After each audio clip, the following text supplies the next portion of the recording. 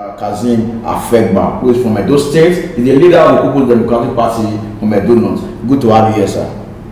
It's a pleasure. Sir, we've seen a lot of things happening as concerns the 2023 election, particularly as concerns who becomes flag bearer of this various political party.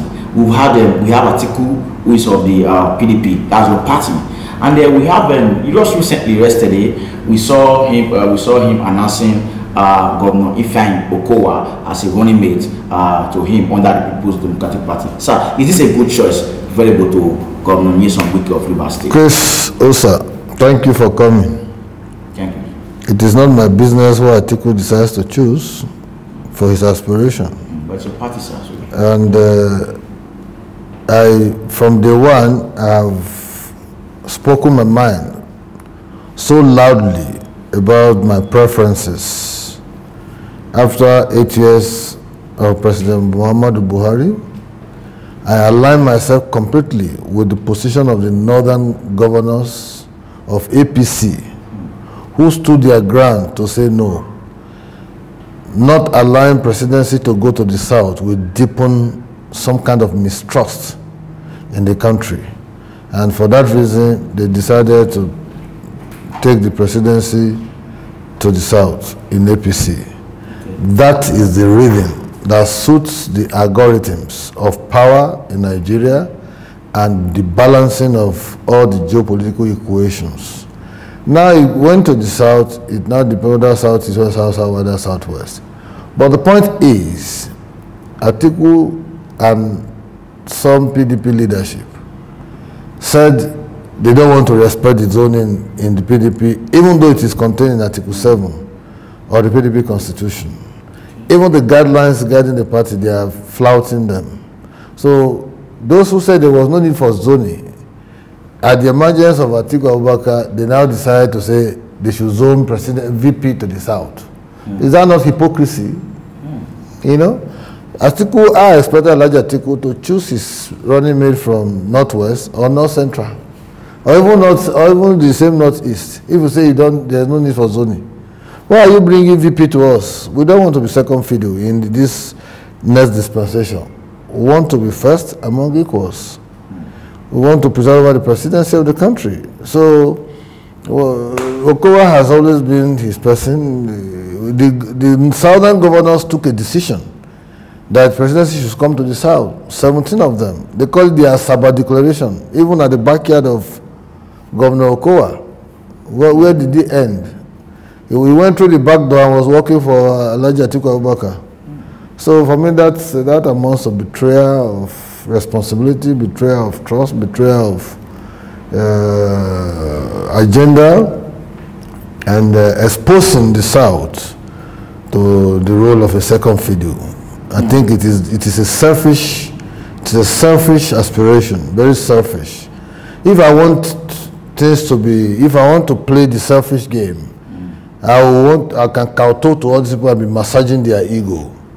I'll be making cheap money. I'm not wired that way. Even if I'm drinking garri, I will speak my mind out on issues. Nobody owns the destiny of the other. We are all creators of God, and so I should be allowed to speak my mind. But this time you want to speak your mind in party, they tell you it is anti-party activity. But when they are flouting the law, nobody calls them to order. You get the point. A provision in the constitution of the PDP says there shall be rotation. 2019 we give opportunity to all the aspirants from the north. Why won't you give us an opportunity in 2023? So I'm not if Elijah Atiku likes, let him choose his PA to be his running mate. That is his business. I'm not persuaded by it. PDP is not. I'm not eating anything from PDP. I'm not listen. I run my little office. I do my small media consultancy. I'm okay. It's contentment that drives me, not stomach infrastructure politics. If I want to be playing too much infrastructure, I'll be a multi-billionaire. But I'm not driven by that. So this you have said, seems the Governor Okowa and others, they betrayed the trust from the south. It is obvious. It is obvious, my brother. See, you saw the Asaba declaration. They took it further to Abia, and I think to Enugu, 3 places, and all that. There's chairmanship of the party to the north, board of trustees chairman north, now candidate of the party north, everything north in PDP. Meanwhile, we have 8 governors of PDP in the south and 5 in the north. And so, what's the problem? You can't speak truth to power. You can't do things decently. It's all about your ambition. You stab somebody at the back, you say it's politics. You tell lies, you say it's politics. Does it mean that you cannot play politics of decency? That we cannot, articulate something that is cherishable for our children? We cannot condemn people when they betray. We cannot condemn ingrates in politics. We cannot condemn people when they are becoming hostile to their benefactors. I make all of these predictions in Edo in 2020. You remember, I was PDP. I voted openly for Zayamu, the APC candidate. I am not given to pretending. You pretend, you want to hide, you want to do this. I'm not given to that. I like to speak up my mind. My life does not belong to anybody. I've been receiving different calls, people talking, be careful, they will kill you, they will do that. Why is it that you can't speak out of mind in this country? It's all about killing. Should that be the narrative? Okay, so you seem to be aggrieved right now. Yes, I'm very bitter. Yeah. So being aggrieved doesn't mean you're going to leave the People's Democratic Party. I'm already on my way out. So you're leaving PDP? Of course, I'm already on my way out. So which I'm trying to reach my ward chairman. I've been trying to reach him since so I can tender my letter of resignation. I've called. He hasn't been picking. I've sent two people to meet him in the village. They say he went to the farm. That's your ward chairman? Yeah, my ward chairman. So once I'm able to place my hands on him, I would send him a letter. The truth, there's nothing to beg. And I'm not joining APC, but I'm going to support the APC candidate. You are going to support APC candidates? Yes, but I'm not joining. I don't want to belong to any party. Let me just be a free man so I can be speaking my mind. This idea of you being a party, you see abuses and all of that. When you talk, they say, anti-party activity. When the party goes against its own rules and regulations, who calls them to order? So I don't want to be spoon-fed. I'm an adult. And some of us, life is not all about money. Life is about you being known with peculiar or certain characteristics that when you are not there, those characteristics speak for you. So for me, I'm a member of PDP who will only be persuaded when the right things are done. When the wrong things are done, I can't keep quiet. That's the truth. I can't keep quiet. So you have cited because of the candidate of the People's Democratic Party, PDP, having picked a person of Atiku and back as in Montana, not picking the South. You have cited that reason for you to say you want to work for the APC candidate. I said it before on national television. Why Tinubu, sir? Let me ask. Sorry? Why Okowa doesn't come? Why not Tinubu? Okay. That is the only man that I'm accessible to. I have tried to call Peter Obi in the last 2 weeks. I have been trying, the phone will ring out. Let him check his phone, he will see my missed calls. So he didn't pick calls. So anybody who doesn't pick calls, this is my level of life. I don't think such a person is prepared for leadership. I called Tinubu the same way. I've spoken to him in the last 1 week 3 times. He picked his call. That means he's prepared for leadership. Because if I want to offer advice, I need to tell him, not to passing through proxies. I've passed the stage of dealing with aspirants or candidates through proxies. Because I know virtually every candidate in different political parties. I know them. Konkoso, Peter Obi, Atiku, Tinubu, Dumebi, Kachiku, and quite a number of others. Speaking of the APC flag bearer, Asiwaju Tinubu, with the filler so far, it seems it's going to be a Muslim. It's not a problem. You see, we should de-emphasize this religion thing. Religion is not politics. Religion is an act of worship. dictated by the individual based on his socio-political milieu or his background when he was born. I was born into Islam. If I have option, I would have chosen another religion, right?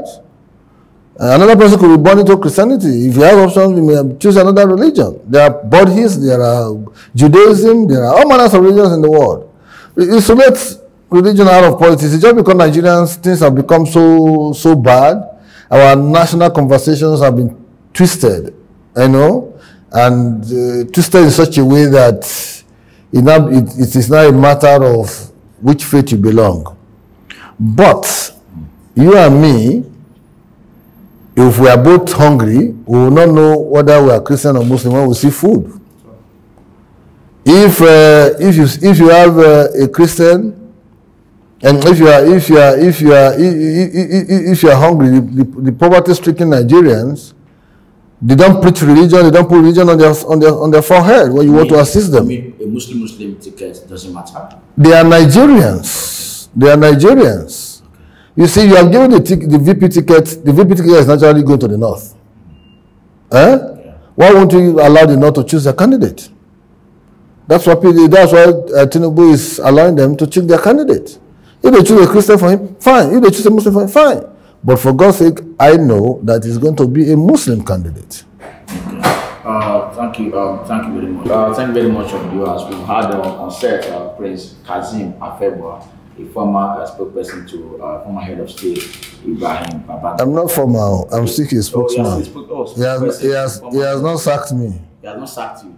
Okay, no. Spokesperson to and I will be his spokesman till death do us part. Wonderful, wonderful. You just said he has not sacked him. I see a spokesman to the former head of state Ibrahim Babangida, and he has said a lot today. So, any last word for the viewers on this one? Well, the point is, we should be praying for a leadership in 2023 that will have the listening ears to engage conversation, to engage Nigerians in national dialogue. That's a missing link in the present APC-led federal government. There are no conversations, there are no dialogues, because politics is all about constructive engagement, collective bargaining. You need to sit on the round table. Even when you go to war, there are defined analysis. You must come to the round table to settle the issues. So, a man like Tinubu, he has his network everywhere. I love the position of the northern governors when they said presidency should go to the south. And they cite very cogent reasons why that should be. I think they should be commended. They were actually the heroes of the APC convention. They were. Those governors, they spoke my mind. El-Rufai, Bagudu, Badaru, name them. They spoke my mind. You cannot run away from the fact that you need to balance the algorithms of power, north and south, knowing that even the foundation of Nigeria is a northern and southern protectorate. So why will you do 8 years in one place and you still want to take another 8 years? It's ridiculous. But when somebody was talking to me today, say, PDP, yes, but the last occupant is the southerner in Goodluck Jonathan in 2015.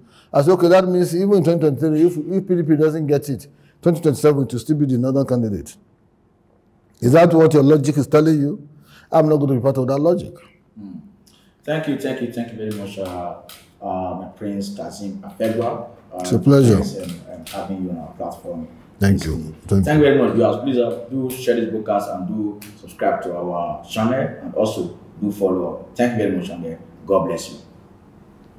It's a pleasure.